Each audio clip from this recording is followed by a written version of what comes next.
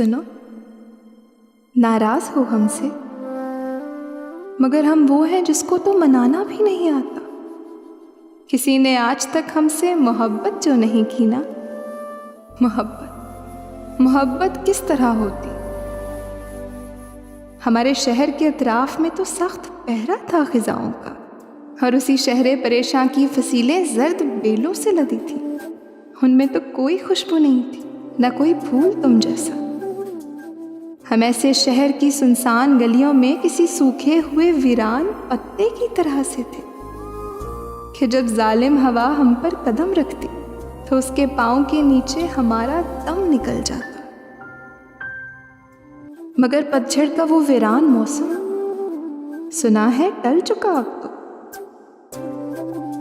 मगर जो हार होनी थी सो वो तो हो चुकी हमको। सुनो, हारे हुए लोगों से यूं रूठा नहीं करते।